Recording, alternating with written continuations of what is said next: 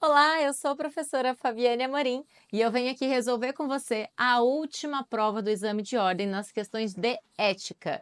Vamos dar uma olhadinha se você está acertando e eu vou te mostrar como são fáceis de acertar, tá bom? Então vamos começar pela nossa primeira questão do último exame da OAB, que foi o 42. As... Então vamos começar pela última.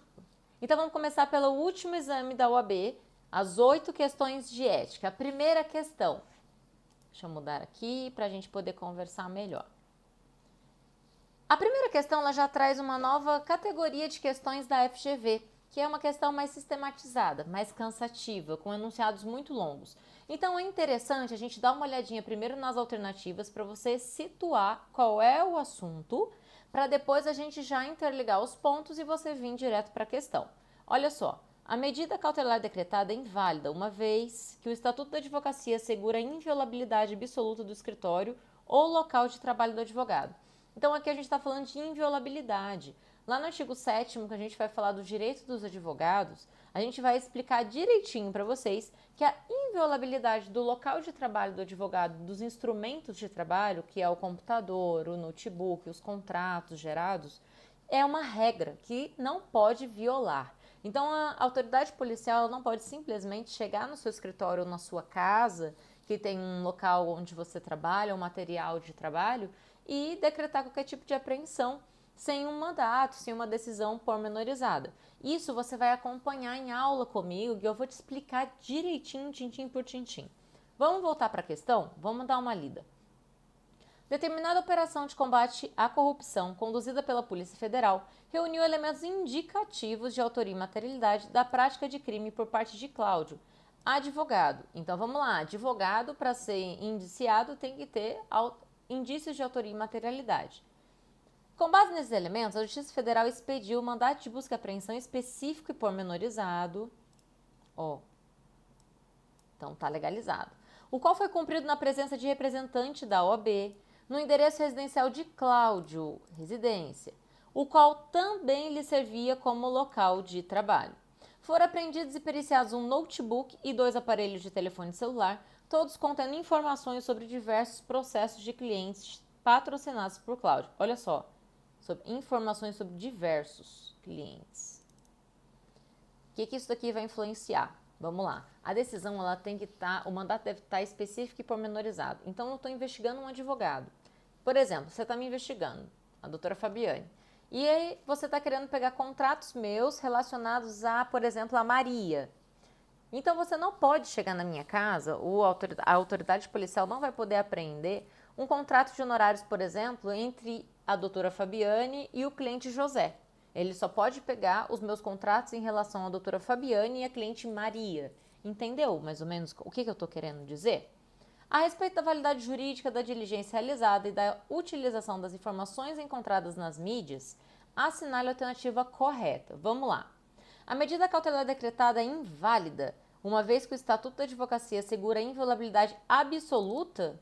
Não, gente, jamais aqui vai ser absoluta, tá?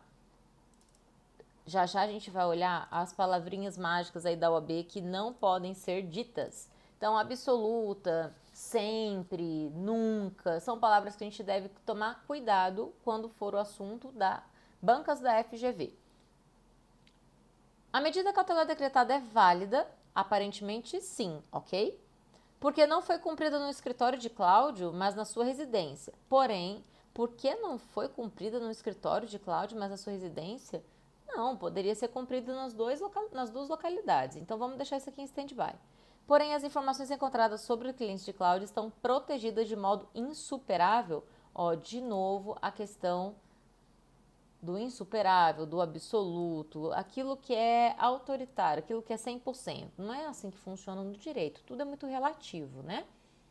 Então, a medida cautelar decretada é inválida? Aparentemente não, por quê? A gente está falando de uma decisão pormenorizada, foi acompanhado de representante da OAB e foi apreendido os materiais, documentos celulares aí. Tendo em vista a inviolabilidade do escritório ou local de trabalho do advogado, mas as informações encontradas sobre os clientes de Cláudio podem ser utilizadas, caso esses clientes também figurem formalmente como investigados. Então vamos lá, para começar, a medida foi válida, por quê? Foi acompanhado Quando é contra advogado, o que a gente tem que saber? Que a decisão e o mandato de busca e apreensão é específico e pormenorizado, tem que ser acompanhado de representante da OAB e o material dele foi lacrado. E tudo isso está lá no enunciado, então é válido. Vamos para a letra D. A medida cautelar decretada é válida, ok. E as informações encontradas sobre os clientes de cloud poderão ser utilizados se esses clientes forem formalmente investigados como partícipes ou coatores pela prática do mesmo crime que deu causa à decretação da medida. Tá corretíssima, a resposta é letra D. Bora para a nossa segunda questão. 2. O advogado Antônio Carlos ajuizou em favor de sua cliente Celina, lide manifestamente temerária em face de João. Olha só, lide manifestamente temerária. A esse respeito, à luz do Estatuto da Advocacia, assinale a alternativa correta. O que você precisa saber sobre lide temerária? Quando a gente está falando de Estatuto de Ética do Advogado, lá no artigo 32 do nosso Estatuto é expresso, é letra de lei seca aqui, que o advogado ele só é responsável por lide temerária quando é comprovada a coligação com o cliente com a intenção de prejudicar a outra parte. Então, Antônio se juntou com a sua cliente Celina e a intenção é de prejudicar João, somente nesse caso. Vamos para as alternativas, eles querem a alternativa correta. A responsabilidade de Antônio Carlos e Celina será solidária, independentemente do intuito de lesar? Não, errada. Não há responsabilidade solidária entre Celina e Antônio Carlos se comprovado que não estavam coligados nos seus institutos. Vamos ler o restante para a gente ter certeza? Celina poderá ser responsabilizada se comprovada a violação do dever de cuidado. Verdade, porque dever de cuidado todos nós temos, no caso o cliente também. Ele pode responder tanto por dolo quanto por culpa. Ao constar como parte autora no processo, ainda que não esteja coligada, não. Tem que estar coligado para ser punido por lide temerária. Caso comprovado que Celina não sabia do conteúdo temerário da lide, Antônio não poderá ser civilmente responsável de forma isolada, porque a responsabilização do advogado exige participação dolosa de Celina? Não também, pode ser culposa. Resposta correta, letra D. Não há responsabilidade solidária entre Celina e Antônio Carlos se comprovado que não estavam coligados nos seus intuitos. Ou seja, não comprovou que querem lesar, que estão coligados para lesar, não vão responder solidariamente. Lembrando que o Instituto da Solidariedade, ele não é automático, tá certo? Isso a gente aprendeu lá em Direito Civil. Bora para a questão 3.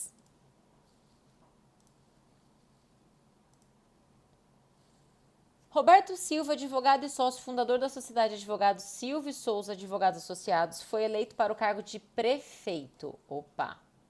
Do município Ômega. Embora feliz e motivado com o mandato que lhe foi confiado pela população, Roberto Silva não gostaria de se retirar da Sociedade de Advogados por ele fundada. Considerando o Estatuto da Advocacia, assinale a afirmativa que descreve corretamente a situação societária e eventual atuação de Roberto Silva como advogado após assumir o cargo. O que a gente precisa saber aqui? Existe uma matéria dentro do Estatuto que se chama impedimentos e incompatibilidades. Uma delas gera uma proibição total de advogar e a outra uma proibição parcial, onde o advogado ele vai assumir algum cargo e ele só não vai poder advogar contra a fazenda que ele remunera. É uma matéria que tem muitas especificidades, a gente vai estar olhando isso daí na aula, mas aqui para nossa questão, vamos resolver. É impositiva a exclusão de Roberto Silva da Sociedade de Advogados Silva e Souza Advogados Associados, dada a incompatibilidade do cargo de prefeito municipal? Vamos lá, ele é incompatível, então ele tem uma proibição total. O prefeito ele é incompatível, tá bom? Cargos de chefe do Poder Executivo são incompatíveis, então eles não podem advogar em hipótese alguma enquanto estiverem no cargo. É uma incompatibilidade total, mas temporária.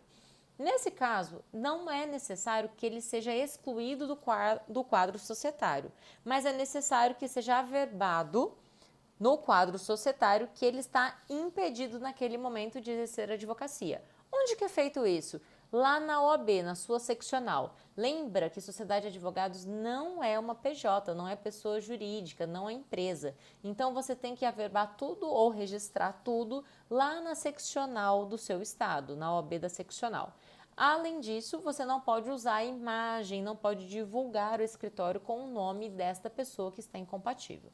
Logo, é impositiva a exclusão? Não, gente, não é impositiva a exclusão nesse caso aqui. Ele pode continuar, só não pode exercer a advocacia. B. O exercício do mandato de prefeito de Ômega impede apenas que Roberto Silva advogue contra a Fazenda?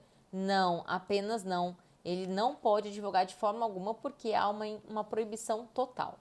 O exercício do mandato de prefeito de Ômega é incompatível com a advocacia, mas por si só não excluirá Roberto Silva da Sociedade de Advogados Silva e Souza Advogados Associados, a qual poderá continuar explorando o nome e a imagem do seu fundador? Jamais, não pode. 4. Letra D. Embora incompatível com a advocacia, o exercício do cargo de prefeito de Ômega por si só não excluirá Roberto Silva da Sociedade de Advogados Silva e Souza Advogados. Contudo, deve o fato ser averbado no registro da sociedade, bem como observada incompatibilidade temporária, ou seja, deve ir até o OAB e averbar isso nos registros para que ele não possa mais exercer a advocacia enquanto ele estiver no cargo. Tá bom? Próxima questão. José Fabiano, advogado recém-inscrito, aqui, na OAB, com 2 anos e 6 meses de exercício da profissão, decidiu se candidatar para o cargo de conselheiro seccional da Ordem.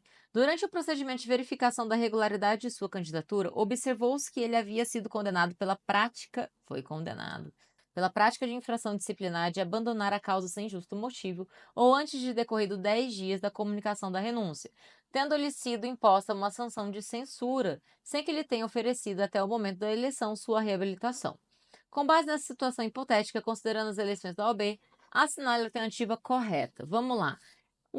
Essa questão sexta, ela faz muito sentido. Eu sempre falei para os meus alunos tomar muito cuidado nos anos eleitorais da OAB, que há uma tendência da FGV talvez trazer aí questões que falem sobre eleições. E aqui é o caso. Para você se candidatar a qualquer tipo de cargo da OAB, há alguns requisitos que estão previstos lá nas nossas legislações. Então, uma delas é, você tem que ter pelo menos 3 anos de inscrição, tá bom? E de atividade regular na ordem.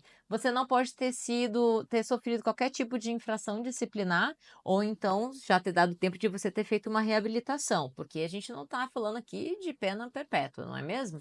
E a gente também tem que falar de regularidade, e você não pode estar exercendo uma atividade incompatível com o cargo de advogado.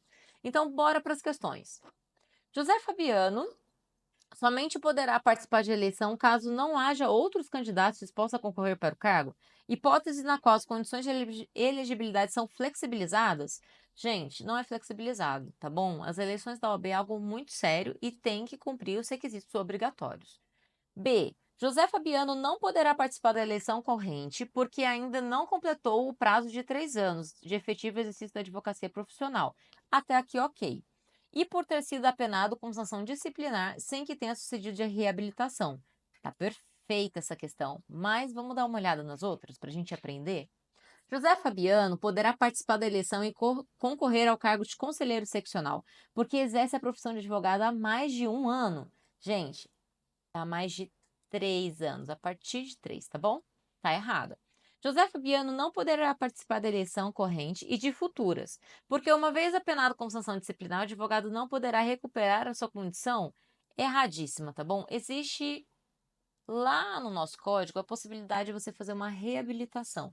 A gente vai ter que falar mais disso em sala de aula para você ter mais noção do que é, mas o ponto é que não existe pena perpétua no nosso país, logo não vai existir no nosso conselho de classe também. A alternativa correta é a letra B e essa questão é excelente para a gente aprender. Bora para a quinta questão. Roberto Gil, professor de Direito Administrativo da Universidade Federal do Estado Alfa, é casado com Maria Amélia, servidora do Ministério da Saúde há 35 anos. Maria Amélia contou ao seu esposo que vários colegas do Ministério da Saúde estão ajuizando ações contra a União, em que postulam recebimento de gratificações de atividade de combate e controle de endemias, e indagou Roberto Gil se poderia assumir o patrocínio dessas causas como advogado. Muito bom, assim, né? Com base no caso narrado sobre as incompatibilidades e impedimentos do exercício da advocacia, assinale a correta. Olha só, o último exame trouxe 2 questões só desse assunto. Tá vendo como a FGV ela tem um padrãozinho pra gente seguir? Vem comigo. Roberto Gil é professor de Direito Administrativo da Universidade Federal do Estado Alfa, certo? A gente fala de incompatibilidades e impedimentos e a gente está falando aí de proibição total e proibições parciais, mas há exceções. A exceção aqui fica para o diretor. Quando a gente... Diretor não. Vamos começar de novo.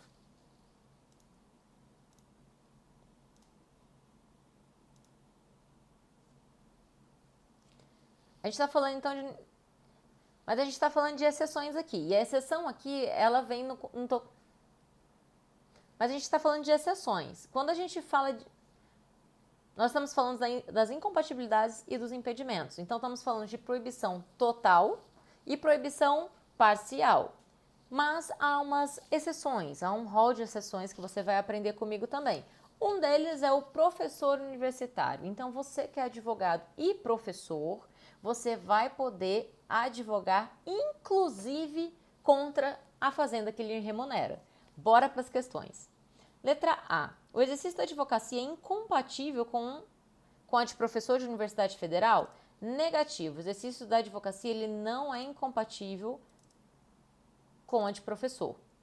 Roberto Gil não poderá assumir patrocínio dessas causas, porque, sendo servidor da administração federal indireta, está impedido de exercer a advocacia.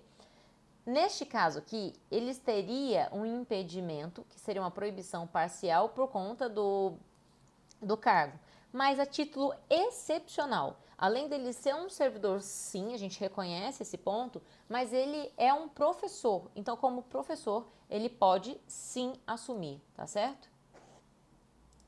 C. Roberto Gil poderá assumir o patrocínio da causa apenas de sua esposa, pois apesar de existir a regra de impedimento do exercício da advocacia contra a União por servidores da administração indireta federal, os membros da família estão incluídos em conselho... Gente, isso aqui está totalmente errado. Questão toda errada. D. Embora, em regra, os servidores da administração indireta sejam impedidos, a questão já está te dando o conceito, de exercer a advocacia contra a fazenda pública e o seu remunera, ou qual seja vinculada à entidade empregadora, Roberto Gil poderá assumir, o patrocínio de causas contra a União, pois os docentes de cursos jurídicos não estão sujeitos à vedação? Resposta corretíssima, letra D.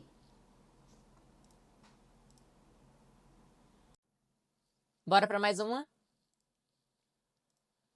Olha o tamanho do enunciado dessa questão, extremamente cansativo para você na hora da prova.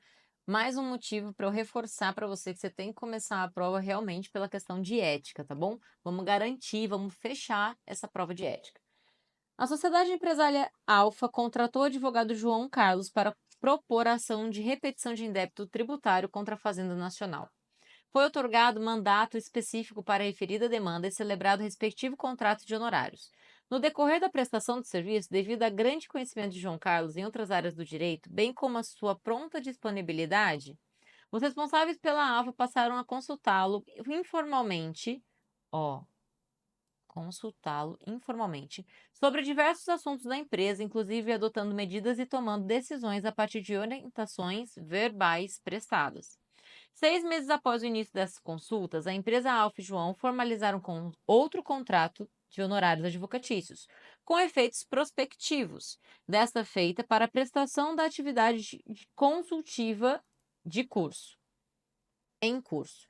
Acerca da atividade profissional de João Carlos, durante o período anterior à formalização do contrato de honorários, assinale a alternativa correta. O que essa questão está querendo falar para você? Sobre inovações que foram trazidas dentro do Estatuto da Advocacia. E essa questão, você vai conseguir resolver ela entre o artigo 1º e o artigo 5º do nosso Estatuto. Então, e a letra de lei? O que ele está querendo falar aqui para você? Que a atividade de consultoria para advogados e assessoria não precisam ser necessariamente por escrito, formalizadas. Elas podem acontecer de forma verbal e não precisam ser formalizadas por meio de contrato de honorários. Então, o fato de ter um contrato de honorários te dá uma garantia quanto advogado jurídica daquele contrato, daquela prestação de serviço. Mas se você fizer uma consultoria ou uma assessoria jurídica sem contrato de honorários oralmente, é válido também. Isso não quer dizer, não confunda com ser gratuito. É proibida a consultoria e assessoria gratuita pelo nosso estatuto. Vamos para as questões. Não há como reconhecer atividades prestadas por João Carlos no período anterior à formalização? Negativo. Ah, sim. Por quê? Acabei de te falar que não precisava ser formalizada, tá certo? A outorga de mandato para atividades de consultoria jurídica é prescindível, porém a falta de formalização dos serviços prestados por meio de contrato de honorários torna o período anterior insuscetível? Negativo. Primeiro, não é prescindível, tá bom? E também não torna insuscetível o período anterior. As atividades prestadas por João Carlos no período podem ser reconhecidas, ok, uma vez que a consultoria jurídica independe de outorga de mandato ou formalização de contrato de honorários, sendo desinfluente o modo pelo qual foram prestados os serviços, me parece correta. Vamos para D. O não reconhecimento das atividades prestadas por João Carlos no período anterior à formalização do contrato de honorários decorre do fato de que a atuação se deu de forma verbal. O não reconhecimento, só porque foi de forma verbal, está errada. A alternativa correta é a letra C. As atividades prestadas por João Carlos no período foram reconhecidas, uma vez que a consultoria jurídica independe de outorga de mandato ou formalização de contrato de honorários. Essa é a alternativa correta. É inovação no código e está caindo em todas as provas. Bora para a nossa última questão. Rita, advogada regularmente inscrita na OAB, compareceu ao Detran para providenciar a transferência de um veículo que acabara de adquirir. Instada a apresentar seu documento de identificação civil, Rita apresentou sua carteira da OAB, a qual não foi aceita pelo funcionário da repartição, que afirmou ser imprescindível a apresentação de carteira de identidade, que é o RG, ou da CNH. Com base na enunciada, a recusa do documento emitido pela OAB foi totalmente inválido, ilegal e está errado. Por quê? Por força do nosso estatuto, a nossa carteira como advogado é válida sim em todo o território nacional como identidade civil. Então está errada. Letra A. A atitude dele foi ilegítima? Ok. Uma vez que o documento emitido pelo OAB constitui prova de identidade civil para todos os fins legais? Letras B. A atitude dele está correta, pois a míngua da previsão. Opa, peraí. Está correta? Eu já disse que não está. Porque a míngua da previsão legal não poderia o funcionário do Detran admitir a carteira da OAB como documento de identificação civil. É válido como identificação civil e em todo o território nacional. A atitude é inválida, pois, embora não haja expressa previsão legal, a carteira da OAB tem sido admitida como documento válido de identificação civil para a prática? Negativo. Tem sim previsão legal. D. Inadequada, porém não ilegal, uma vez que os documentos de identidade profissional do advogado estão previstos somente no Regulamento Geral da Advocacia? Negativo, está errada. A alternativa correta é a letra A. É ilegítima, uma vez que o documento emitido pela OAB constitui prova de identidade civil para os fins legais. Vamos finalizar essa prova com nota de ouro, nota 10, tá bom? E aí, como é que você foi nessas questões? Eu quero saber mais de você. As questões não me parecem muito difíceis de compreensão, só que eu entendo que a dificuldade, ela vem em primeiro lugar. As questões estão cada vez mais extensas. Para quem vai fazer uma prova de 80 questões, achar questões como essas de cara, de primeira, já te dá uma desanimada, né? Cansa você. Segundo, são matérias que a gente não tem na época da faculdade. Então é a primeira vez que você tem contato que você está sendo testado naquilo ali. Logo, vai te gerar uma insegurança? Sim. E você precisa ser treinado e estudar isso da forma correta. E eu posso te ajudar. No dia 20 de março, eu vou fazer um desafio. Eu vou desafiar você a virar um advogado em 30 dias. E qual é a minha proposta com isso? O desafio é para que você Aprove-se na primeira fase do exame de ordem em apenas 30 dias. Eu vou pegar na sua mão. Tem um cronograma de 30 dias pegando na sua mão e eu vou fazer você ser aprovado no próximo exame de ordem. Eu te aguardo lá, se inscreve, vem comigo que eu vou te mostrar. Vem, dá uma olhadinha como é que é o desafio. Você vai gostar.